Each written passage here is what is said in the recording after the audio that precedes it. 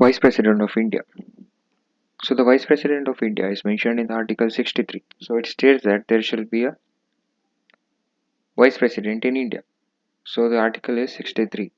So the Vice President of India holds the second highest constitutional office in the country. So there is a table of precedence we need to know. So let us go through some of the top 25 order of presidency here. So the topmost constitutional office is for the president. Then comes vice president, right?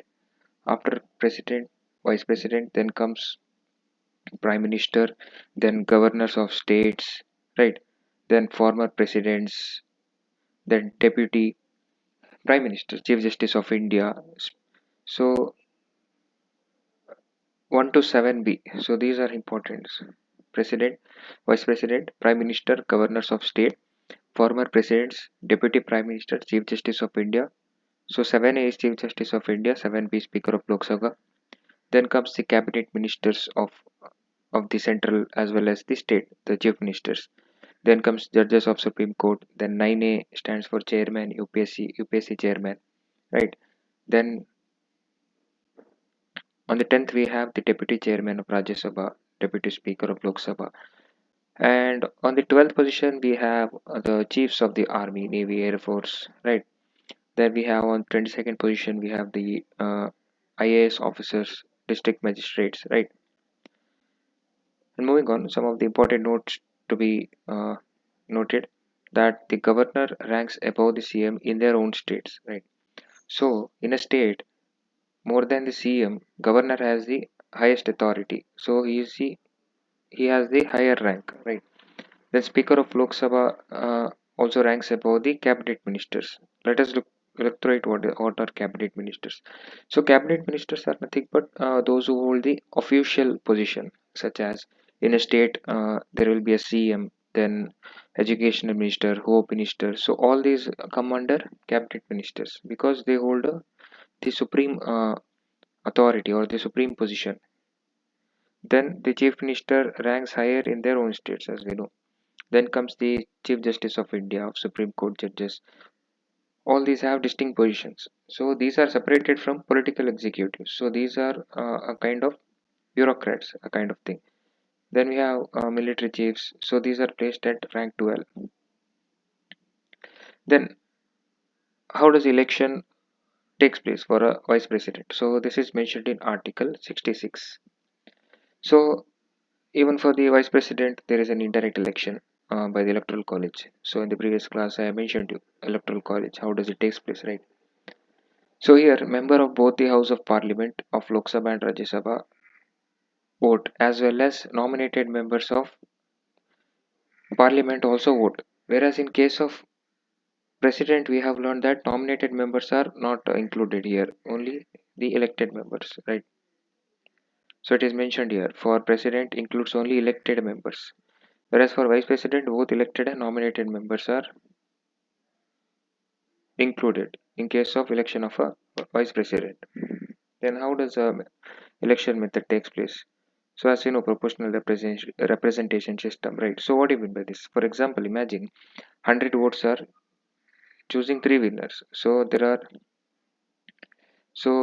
a number of people standing for vote. So number of people have stood for a vote, right? So for the position of vice president.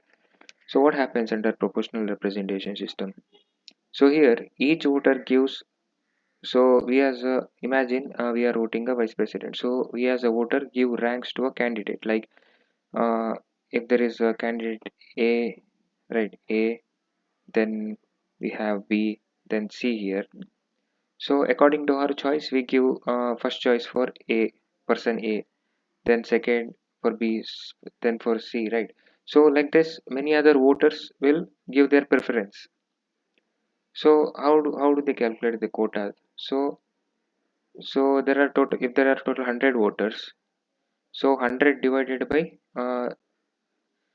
3 plus 1 and again plus 1. So now what do you mean by this? Imagine if A gets 30 votes. So A is leading here. So he is elected. Then B has got 25 votes. Then C has got 20. Then D has 15.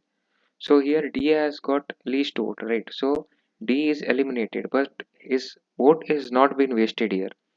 So what happens? The 15 number of votes which has uh, been given by the voter to D candidate. So here D's vote is not wasted here. So it goes to the next choice, maybe C, B, or C. For example, if you as a voter, you have preferred D as a last preference, right? So many majority of the voters have done that. So he got least vote 15, right? So he will be eliminated. During elimination of candidate D, his vote is not wasted here. So it goes to the next preference of choice, maybe B or C, like that. So if you have chosen B or C as a second preference, so this vote keep shifting. So those who eliminate there, his vote is shifted like that. So again counting takes place. What happens that time? The candidate who was in first position may reach to second because B might have got the second preference more. So he will go up. So like that it takes place. So that is called proportional representation vote. So basically voters extra are not unused. So they are not wasted. They are transferred instead. And it is done through secret ballot. So there remains different kind of papers like pink, green. So this is not so important. So far, four vice presidents have been elected unopposed. Now, what do you mean by this? Unopposed means only one valid candidate is nominated. There is no election at all. There is no competition. So without election, he has been selected. For that, we call unopposed. Now, who are those four vice presidents? We have Sarvapalli Radhakrishna, Zakir Hussain, Shankar Dayal Sharma, Krishna Kant. So these are the four president elected unopposed. So historically, so when we go back, original election was to be conducted in a joint sitting of both those. So both the upper house, lower house have to be uh, have been conducting election through joint sitting. So later on, this procedure was abolished by 11th Constitutional Amendment of 1961 and been replaced by the present voting system.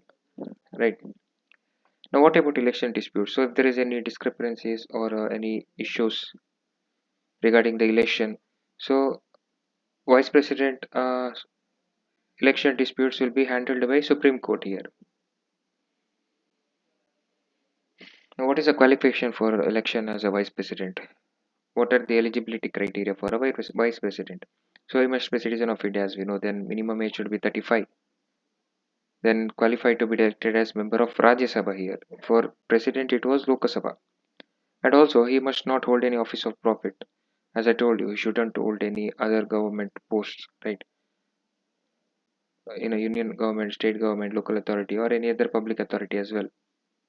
So now we have an exception here. So the following can contest for vice president. So the the guy or the person who is sitting as president or vice president, then governor of any state, minister of at the central and the state level.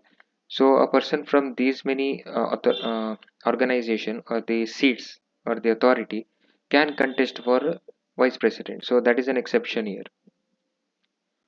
Now, how does a nomination for election takes place? So to contest for vice president, a candidate must have at least 20 proposers and 20 seconders, and also he has to deposit 50,000. In case of president also, it was same thing, right? So security deposit has to be given to the RBI. So in case of president, it was that he has to get 1/6 of the voter, or else this money will not be returned. So here also the deposit is 15,000 for vice president. And what do you mean by the 20 proposers and 20 seconders here? So, in the election of a vice president, the nomination form of candidate must be supported by 20 proposers. So, these are nothing but the member of parliament. So, the members inside the parliament, they have to propose the name of a candidate. Imagine this is a parliament, and we are the members here. So, we are called as member of parliament, right? So, this member of parliament will choose which candidate is fit for the role of vice president. For that, we call proposers. So, there should be 20 proposers like that. Then there should be 20 seconders. So what is seconders?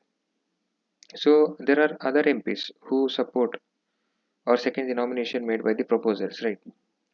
So first 20 MPs will nominate the name, and other 20 seconders will promote that, will support that nomination, right? So imagine I am a 20 proposer and you are a 20 seconders. So I chose a candidate. I feel that this candidate is fit for vice president, role of vice president. So I am a proposer here. I proposed this. So you will be a seconder. You will support my opinion. So for that we call 20 proposers and 20 seconders. Now who can be proposer or seconder? As we know, only the member of parliament of Lok Sabha and Rajya Sabha. So can be either elected or nominated, any of them. And MLAs of state legislatures are not involved here. So in case of vice president's election, MLAs are not included. Only the member of parliament of Lok Sabha, Rajya Sabha, those who are elected as well as nominated are included. Right. So let us go through once again the summary of the vice president of India.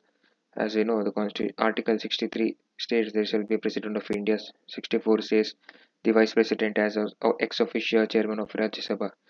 So here, the chairman of Rajya Sabha is none other than the vice president itself. So that is mentioned in Article 64. And Article 65 says acts as a president in case of vacancy or inability. So if the president is not well and is vacant, seat is vacant. So that time vice president acts as a president here. And Article 66 says election of vice president. 67 says his tenure of office. Then Article 69 says the oath or affirmation. Then qualification we have said already. It should be citizen 35 years of age qualified to be a member of Rajya Sabha. Whereas for president it is Lok Sabha and must not hold any office of profit as we know. Then moving on. A sitting president or vice president, governor, or minister is not considered holding office of profit and can contest. Right. So here there is an exception. A sitting president or a vice president, governor, or a minister. So these many posts here they will not consider profit of office of profit, right? So there's exception for these many people. Then we have studied the nomination, 20 proposers, 20 seconders, and also the deposit of 15,000. So oath or affirmation mentioned in Article 69. So who he has to give the oath? So taken before the president here. For president, it was Chief Justice of India, right? Whereas in case of vice president, the oath has to be given to the president here, or anybody but appointed by the president. Then what is his tenure? So that is mentioned in Article 67, the term of office. So he is for 5 years from the date of assumption and can continue until successor resume charge. So if his tenure is ended and the next vice president has not yet selected, so till then he can sit in the office and also is eligible for re-election for any number of times. Same case as president. Then condition of office must not be a member of any house of a parliament or state legislature. Right, must not hold any other office of profit. Now, vacancy of office.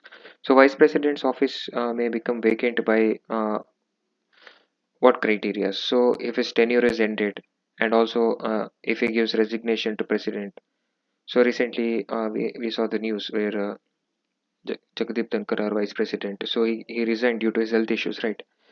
So, resignation has to be given to the president, and also if he is removed by the parliament, right? Then, due to death or disqualification or election declared void. Now, how do we remove? So, what are the procedure?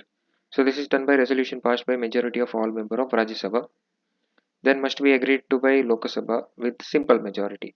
As we know, 50% of present plus voting, right? We studied previously what is simple majority. Then he has to given 14 days prior notice that he is being removed. Then here it is not mentioned in constitution. The removal of vice president, the rules or procedure is not mentioned in the constitution. And also impeachment is not required here. Whereas in case of Article 61 for president, impeachment is needed, required, right? What are the functions and powers of vice president? So he is the ex officio chairman of Rajya Sabha, as you know, that is mentioned in Article 64, and he presides over Rajya Sabha. And like speaker in powers, like what are the power speaker holds, same even the vice president, because he is the vice president holds, because he is the chairman of Rajya Sabha, right?